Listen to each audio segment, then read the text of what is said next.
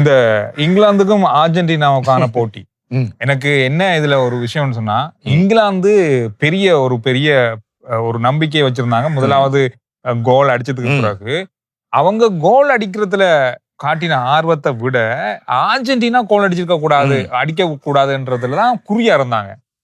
அப்ப ஒன்று அடிச்சுட்டாங்க, அவங்களை அடிக்க விடாமட்டா போதுன்ற அளவுல இருந்தாங்க ஒழிய அவங்க முயற்சி செய்தா இன்னும் 2-3 கோல் அடிச்சிருக்கலாம். எனக்கு தெரியல. எனக்கு நான் அந்த போட்டியை நான் நேற்று பார்த்தேன். நான் நிறைய நாளைக்கு பிறகு ஒரு போட்டியை முழுசா பார்த்தேன். நான் இங்கிலாந்து விளையாடுடைய அந்த போட்டியை பார்த்தேன். எனக்கு தெரிஞ்சதான். நீங்க என்ன நினைக்கிறீங்க? டிஃபென்ஸ்லயே தனியா தங்கி இருந்தா தோத்து போயிட வேணும். நான் சொன்ன 2 நடந்தது சந்திரன். அர்ஜென்டினாட பலவீனம் எதுவோ அதை இங்கிலாந்து பாவிச்சு கோல் அடிச்சது. இங்கிலாந்து பலம் எதுவோ கடைசி வரையில வச்சு போராடி கொண்டு வந்து அடிச்சு கடைசி நேரத்துல டக் டக்குன்னு கோல் அடிச்சு முடிப்பாங்கன்னு சொன்ன எதுவோ அதுவும் நடந்தது. இங்கிலாந்து இவ்வளவு நல்ல கோல் அடிக்கக்கூடிய ஹரிகேன், பெல்லிங்கம் போன்ற வீரர்களை வைத்துக்கொண்டு ஹரிகேனும் பெல்லிங்கமும் போய் டிஃபென்ஸ் அடிச்சு கொண்டு நிக்கிறதுன்றது வந்து எந்த விதத்திலும் தடுத்ததான் அதிகமாக கோல் அடிக்க நினைக்கிறேன். இங்கிலாந்து மெஸ்ஸிக்கு கொஞ்சம் பயப்பட்டு விட்டார்களோ தெரியவில்லை. நேற்றைய தினம் இன்னும் ஒரு டெக்னிக்கா பார்த்திருக்கலாம். மேட்ச்ல பழமையா மெஸ்ஸி அதிகமா நடுவுக்கு தான் விளையாடுவேன். நேற்று பார்த்தா ரைட் விங்கில விளையாடி கொண்டே இருந்தார் ஆரம்பத்தில இருந்து. அதுதான் கை கொடுத்தது. அங்க இருந்து பந்துல தள்ளி தள்ளி கொண்டே இருந்தார். கடைசியா 2 கோல் அடிச்ச பந்தும் அவர் சட்டியாக தூக்கி கொடுத்த பந்து தான். அது 2க்கும் தான் கோல் அடிபட்டது. நேற்று டிசைட் பண்ணிட்டாங்க மெஸ்ஸி கோல் அடிக்கிறது இல்லை என்று.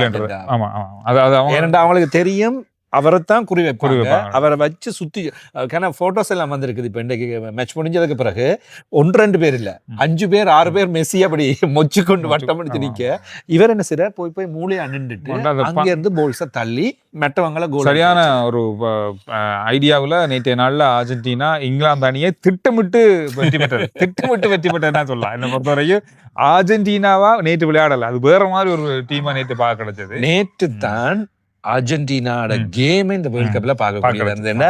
அர்ஜென்டினாவுக்கும் வந்து எல்லாருமே பொதுவா சொன்னதுதான் சின்ன டீம்களோட விளையாடிட்டாங்க. சுவிட்சர்லாண்டோட விளையாடினது நல்ல கேம், கெபோ வேர்டேயோட விளையாடினது நல்ல கேம். ஆனாலும் கூட சின்ன அணிகளோட தானே அர்ஜென்டினா நல்ல கேம் விளையாடிச்சது. பெரிய டீமோட இப்படி விளையாடி காட்டட்டுமே என்ற மாதிரி ஒன்று இருந்தது. நேற்று இங்கிலாண்டோட பார்த்ததும் அர்ஜென்டினா அண்ட் மெஸ்ஸி த லெஜெண்ட்ன்றதை நேற்றைய தின போட்டியில எனக்கு நிரூபிச்சிருக்கிறார்.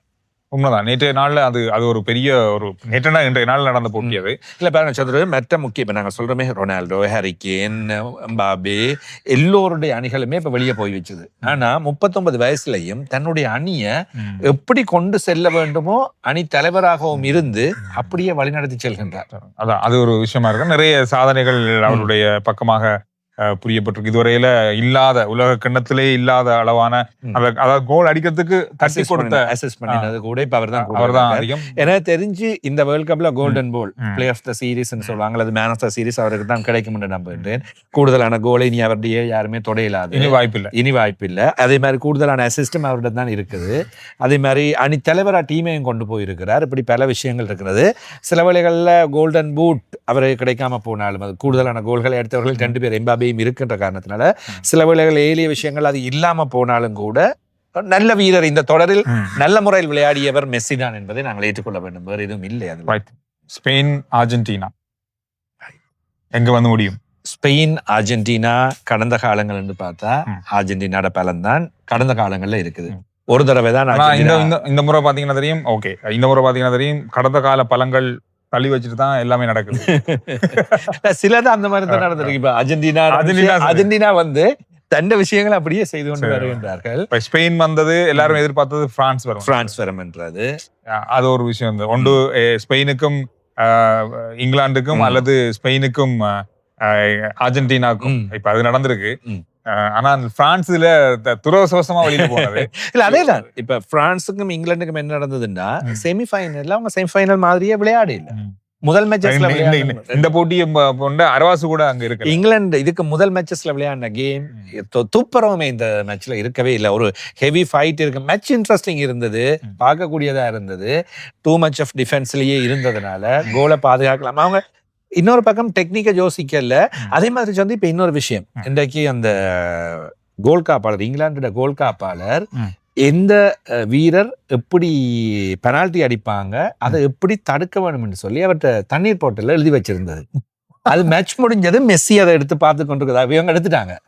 அப்ப யாருக்கு மெஸ்ஸிக்கு எப்படி அங்கால பாயிற மாதிரி பாஞ்சு மற்ற பக்கம் பாய வேணும். பண்ணணும். ஒவ்வொரு வீரோட பேரையும் எழுதி அவர் பக்கத்திலேயே எழுதி வச்சிருக்காரு. டைப் பண்ணி எல்லாம் ஒட்டி ஸ்டிக்கர்ல ஒட்டி இருக்கு. எப்படி பாருங்க. இப்ப எனக்கு தெரிஞ்சு இவங்க ஒரு மேட்ச் ட்ரோ ஆகும், ஆமா பெனால்டிக்கு போகும். பெனால்டில நாங்க வெல்ல வேண்டும் என்று. ஏன்னா அவங்க வந்து ஒரு கோலை முதல்ல அடிச்சிட்டாங்க தானே. அப்ப அர்ஜென்டினா ஒன்று அடிச்சா கூட பெனால்டி தான் போறாங்க. அதை தடுக்கணும் நாங்கன்றதுல பலமா இருந்தாங்க. அதைத்தான் குறி வச்சவங்க விளையாடிட்டே இருந்திருக்காங்க. எப்படியும் ஒரு கோல் அடிச்சிட்டோம் போனஸ், இப்படியே மெச்ச கொண்டே முடிச்சிடணும், தப்பி தவறி மிஸ் ஆகினா பெனால்டில நாங்க அடிச்சிடலாம். இது என்னமா இருந்திருக்கலாம், அல்லது அதுதான் திட்டமா இருந்திருக்கலாம். எனக்கு தெரிஞ்சு இங்கிலாந்து இந்த போட்டியில ஏமாந்து போறாங்க. விளையாட்டுல சந்திரு திட்டங்கள் போடத்தான் வேணும்.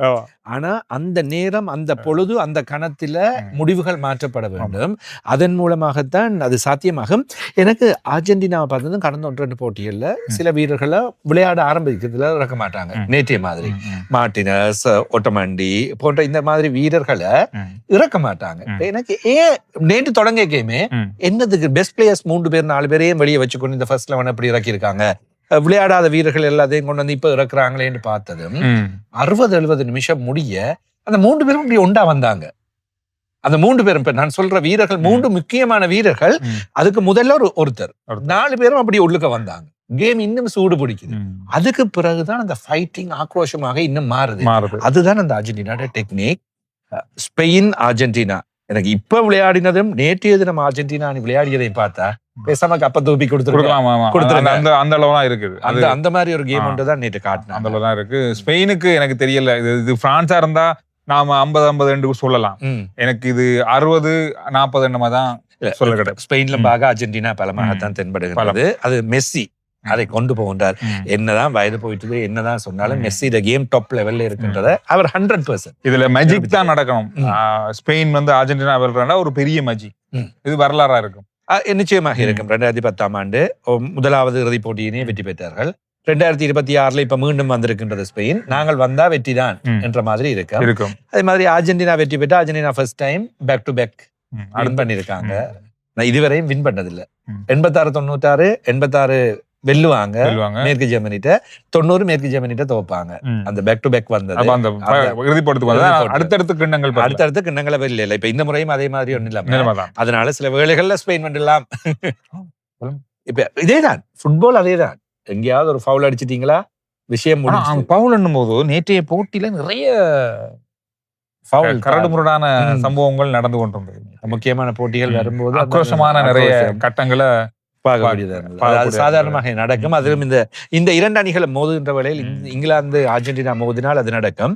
அதே மாதிரி ஷாட்ஸ் ஆன் டார்கெட், அதாவது கோல் போஸ்ட் நோக்கி அடிச்சதுல தெரிந்து இங்கிலாந்து 2 அல்லது 3, அர்ஜென்டினா கிட்டத்தட்ட 20.